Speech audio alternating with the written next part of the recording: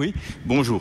Donc je vais vous parler de la littérature soviétique et la Révolution, et de façon non exhaustive, c'est-à-dire à partir de l'exemple de 3 œuvres particulières.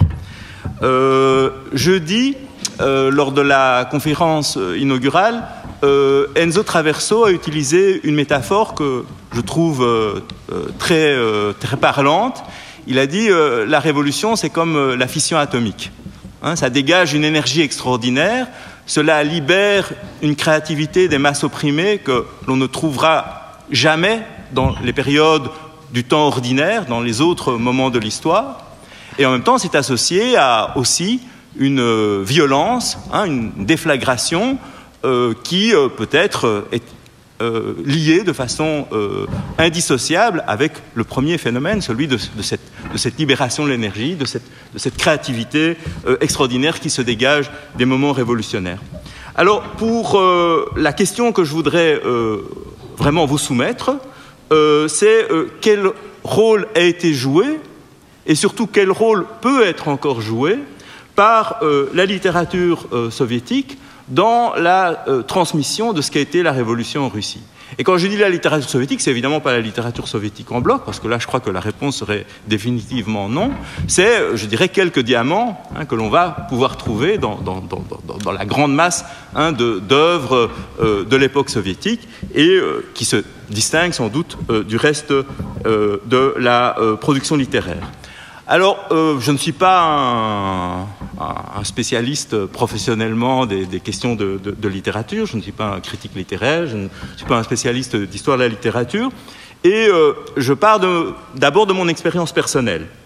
Et pour différentes raisons, des raisons générationnelles, des raisons d'engagement militant, des raisons d'histoire familiale, cette littérature a joué un très grand rôle dans ma vie, et j'y ai trouvé bien sûr un plaisir esthétique, mais bien au-delà du plaisir esthétique, j'ai aussi trouvé un sentiment, peut-être en partie illusoire, d'intimité avec la Révolution, qui lui a donné un visage, qui a fait parler l'ensemble de mes sens, et qui a donné à la Révolution de 1917 une présence dans ma vie, et parfois le sentiment de reconnaître, de retrouver ce langage, ce visage, ces gestes dans d'autres contextes autour de moi. Et c'est un sentiment qui est beaucoup plus profond que celui d'une adhésion purement intellectuelle. C'est beaucoup plus intime, plus difficile à exhumer, ça relève peut-être aussi un peu de l'auto-analyse, mais je crois que ça peut être aussi utile comme instrument de connaissance. Alors j'ai choisi 3 livres. Il y en a beaucoup d'autres, bien entendu. Ils sont très différents les uns des autres, du point de vue du langage, du style, de la technique, des écoles, etc. Aussi des tranches de la Révolution dont ils traitent. Et pourtant, malgré ces énormes différences entre les 3 livres, il y a, je crois, un élément qui les unit, un élément que tous ces livres partagent. Alors, les 3 livres dont je vais vous parler partent de la conviction que pour écrire la Révolution, il est impossible, en tout cas pour l'écrire en étant crédible, il est impossible d'utiliser les techniques ordinaires de l'écriture. Autrement dit, vous pouvez prendre Tolstoï, vous pouvez prendre Tchekhov, vous pouvez prendre n'importe quel écrivain de la tradition russe, il aurait été impossible d'écrire la Révolution d'octobre, ou le processus révolutionnaire qui va de 1905 à plus tard, il aurait été impossible d'écrire cela avec les techniques de Guerre et Paix ou avec les techniques des récits de Tchekhov. Alors ça ne veut pas dire que du passé on fait table rase, donc ça ne veut pas dire que les écrivains avaient à tout reconstruire à partir du néant, certainement pas. Ils ont construit aussi sur une base qui était la leur, mais ça signifie qu'il fallait trouver nécessairement un langage nouveau, des formes nouvelles sur le plan littéraire. Et ça, évidemment, c'était un défi important aussi auquel, par exemple, le parti bolchevique n'était absolument pas préparé. Lénine, au niveau artistique ou littéraire, c'était l'homme qui avait vraiment des goûts très, très conservateurs. Et lui-même, quand il parlait à des personnes avec qui il était intime, il était capable d'humour et d'autodérision. Il disait, c'est pas un vieux comme moi, pour qui la littérature s'arrête quelque part vers Tchekhov, et tous ces ismes, les expressionnismes, les futurismes, il écrit ça dans une lettre à Clara Zetkin. Non, c'est pas fait pour moi. Mais en même temps, il n'avait pas la prétention de dicter quoi que ce soit dans le domaine littéraire, et donc voilà, c'était ses goûts personnels, et ça n'allait pas plus loin que cela. Et alors, ce qui est aussi peut-être la preuve a contrario, et la preuve sanglante de ce que je viens de dire, c'est que le réalisme socialiste n'a pu s'imposer en littérature et dans les arts en Union soviétique qu'après la victoire de la contre-révolution stalinienne et au prix d'un carnage. L'extermination physique d'une grande partie des hommes et des femmes qui avaient contribué à cette production. Et 2 des 3 écrivains que je vais présenter sont morts, assassinés par le régime stalinien.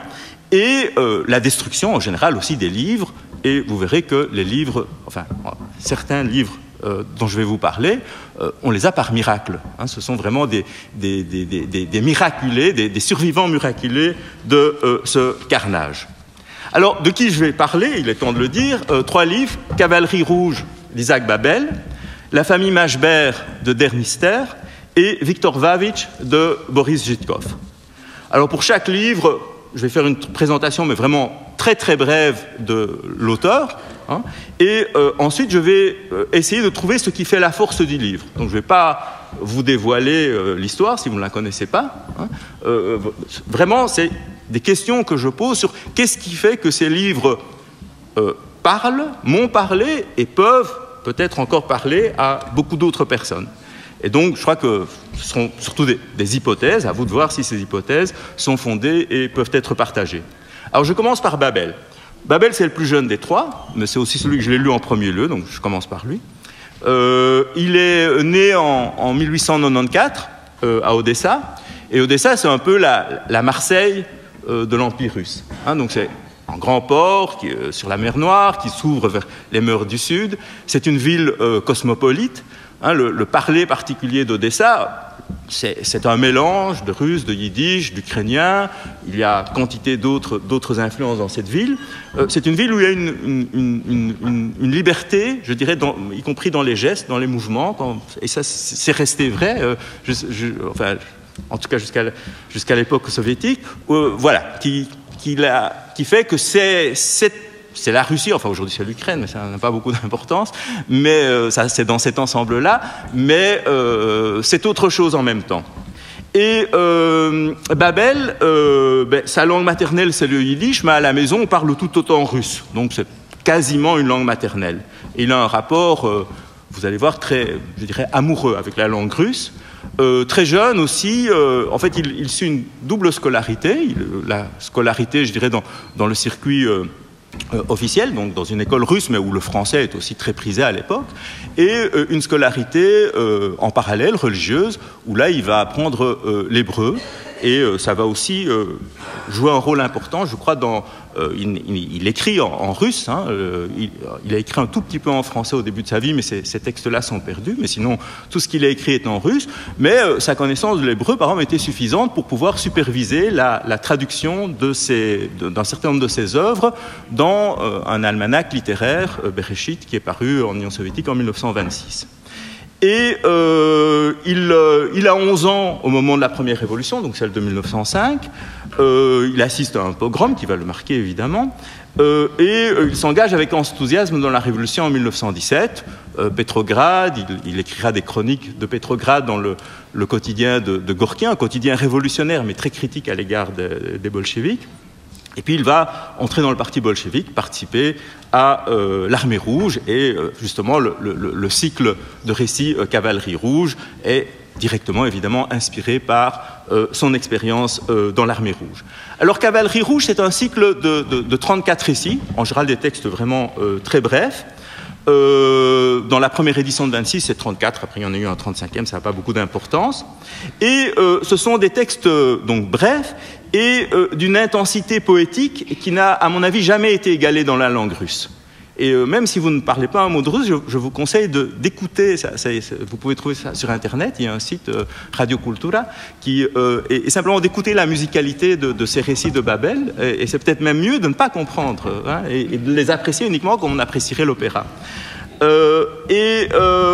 Donc chaque récit est un ensemble, je dirais, en soi, donc vous pouvez les lire de façon tout à fait indépendante les uns des autres, vous n'avez pas besoin de suivre l'ordre, mais la totalité, le cycle, le livre Cavalerie rouge, est vraiment comme un opéra baroque. Autrement dit, un opéra dans lequel chaque pièce est belle en elle-même et a une signification, une portée, mais l'ensemble dépasse la simple somme de chacune de ses parties. Alors, la révolution dans le livre Cavalerie rouge, elle se déploie à 3 niveaux. Alors, c'est évidemment l'objet du livre, il parle de la révolution, ça c'est ce qui est évident, c'est le plus simple, mais c'est aussi, je dirais, la passion, la force motrice qui pousse Babel à écrire. Et finalement, c'est la recherche d'une esthétique propre. Et il y a une cohérence entre les 3 niveaux. Autrement dit, l'esthétique que trouve Babel est en rapport avec l'objet qui est au centre de son livre, et est en rapport avec cette passion qui l'anime pour écrire ce qu'il va écrire. Et là, je détacherai dans cette esthétique 3 éléments importants. D'une part, c'est l'acuité du regard de Babel. Hein, il est derrière ses lunettes et il capte tout. Il a les 5 sens constamment en éveil. Alors, je n'aurai pas le temps de vous lire des passages de la Cavalerie rouge, mais chaque paragraphe, pratiquement, concentre tous les sens. Hein. La couleur, Babel est un peintre. Il n'a jamais, je crois, tenu un pinceau, mais c'est un grand peintre. Il y a Kandinsky de la première période dans ce qu'il écrit. Ces métaphores sont chargées de couleurs violentes, parfois souvent même tout à fait inattendu. C'est aussi la tradition de ce qu'on appelle en russe les loubok. Les loubok, c'est un art naïf très diffusé dans les campagnes et qui ensuite s'est transmis à l'époque révolutionnaire à travers l'agence Rosta, à laquelle d'ailleurs Babel a collaboré.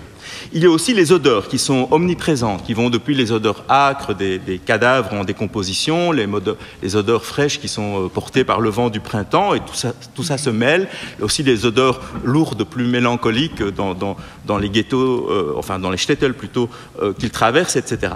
Il y a les sons. Alors là aussi, c'est vraiment, je dirais, un maître dans les sons, à la fois la musicalité de sa langue, qui est extrêmement grande, mais aussi la capacité de reproduire les sons des autres. Autrement dit, quand il reproduit le langage des Cosaques, enfin le langage des différentes personnes qui interviennent dans son livre, les bégaiements, les hurlements, les chuchotements, le fait que des gens chuchotent, la crainte millénaire aussi parmi les personnes opprimées, et tout ça c'est très présent.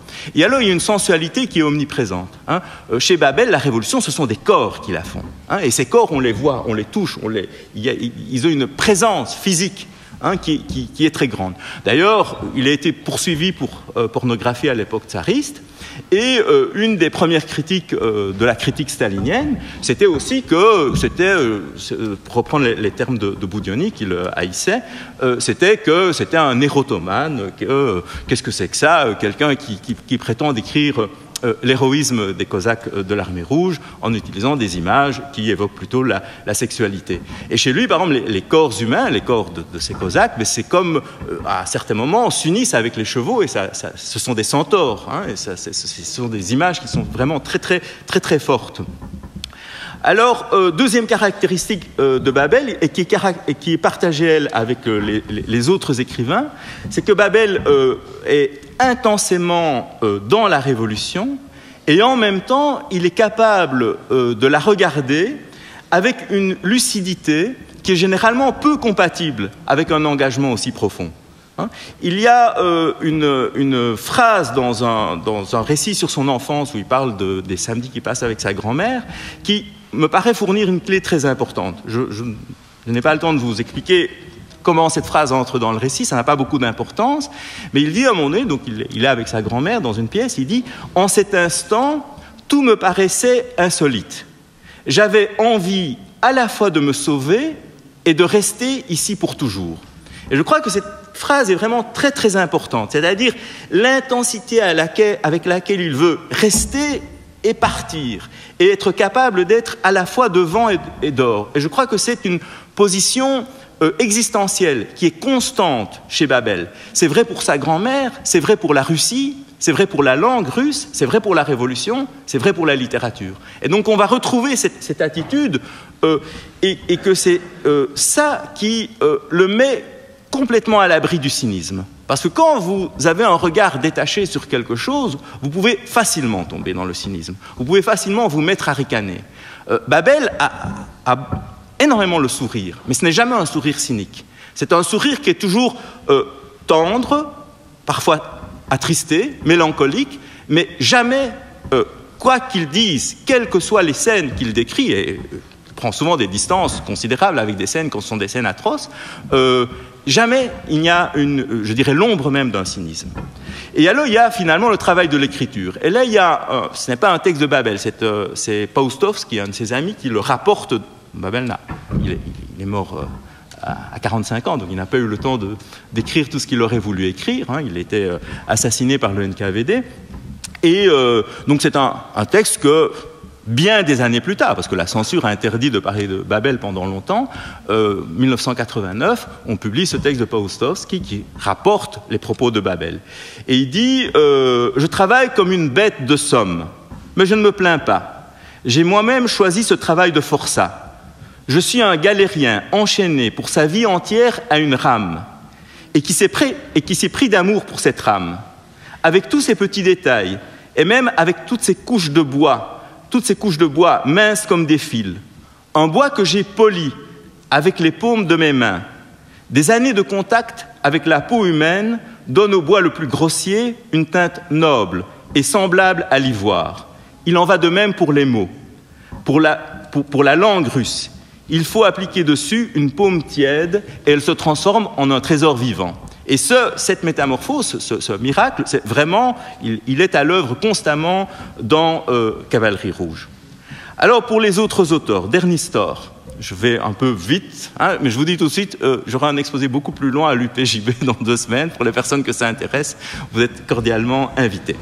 Dernistor est né avant Babel, 84. Il est né à Berdichev.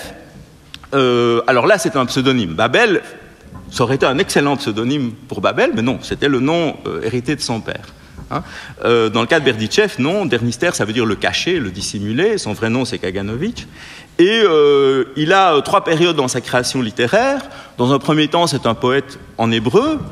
En 1907, il écrit pour la première fois en yiddish. Et cette transformation a une signification importante. Ça veut dire aussi une littérature qui s'adresse à des masses plus pauvres et qui s'adresse aussi aux femmes, ce que dans le cas de l'hébreu c'était beaucoup plus limité, cet accès aux femmes. Et pendant une 20aine d'années, c'est un écrivain symboliste avec des récits, c'est toujours des formes courtes, animées par des démons, des animaux fantastiques, aussi avec une très grande poésie. Avec la Révolution, il se déplace à Moscou. Il va travailler à un moment donné dans une école communiste libertaire à Malachova, qui est vraiment aussi un endroit très important. Il part à Berlin, passe quelques années à Berlin, retourne en Union soviétique. Il retourne en 1926 et là, la situation commence déjà à se dégrader pour lui, dans la mesure où il y a petit à petit, c'est pas direct et immédiat, mais petit à petit, quand même une reprise en main, une attaque en règle contre tout ce qui va à l'encontre des canons ce qu'on commence à définir comme le réalisme socialiste. Donc il va faire des travaux alimentaires pendant à peu près une dizaine d'années, et puis 1939, c'est une surprise, alors qu'on ne parlait pratiquement plus de lui, enfin en tout cas comme auteur, dans le monde littéraire. Il y a le premier volume qui sort de la famille Machber. Alors, ce premier volume étonne tout le monde. Et on se pose la question, est-ce que c'est une concession? Est-ce que c'est un écrivain symboliste qui a renoncé, qui s'est acheminé vers le réalisme, un peu parce qu'il y est contraint, parce que ça lui permet d'échapper à la censure? Personnellement, je ne crois pas que ce soit l'explication principale. Il y a des textes d'Ernistor qui montrent qu'il y a aussi un cheminement intime, personnel, qui fait qu'il fait ce choix. Et son projet, c'est d'écrire 3 volumes, qui devraient s'étendre de 1870, vraisemblablement à 1917, et qui montrent le cheminement vers la Révolution. Le deuxième volume paraît en 1941 à Vilnius, juste avant l'invasion nazie. Donc là, les volumes sont détruits et tous les lecteurs sont détruits en même temps. Et le troisième volume, il l'a écrit, mais il a disparu. Donc Der Nestor a été arrêté en 1949, envoyé dans les camps, à Vorkuta, et il est mort l'année suivante dans les camps. Et comme pour Babel, on n'a jamais retrouvé dans les archives de la Sûreté de l'État les manuscrits. Ils peuvent avoir été brûlés, on n'en sait rien. Alors, son projet, il l'a, je crois, très bien décrit dans l'introduction au premier volume, donc de 39. Et il dit « Je pense à ces petits éclairs fulgurants qui s'allument de loin en loin dans un horizon lointain, à ces précurseurs rebelles dont la fièvre, encore faible et engourdie, explose de temps à autre et montre que l'orage monte derrière cet horizon et qu'il éclatera demain ou après-demain, sinon aujourd'hui. Parce que quelque chose fermentait déjà là-bas en ces temps-là, même dans une atmosphère aussi étouffante que celle-là. Par endroits et par moments, dans une cave ou dans un grenier, surgissait une petite lumière suspecte, effrayante ou prometteuse, c'est selon. On sait qu'à cette époque mûrissait déjà la semence pleine de vitalité, d'où sont sorties la diffusion des Lumières et plus tard le mouvement révolutionnaire. On était déjà proche de l'avènement de ces hommes qui ont pris la barre pour faire virer la barque de la société vers une toute autre direction, vers d'autres traversées.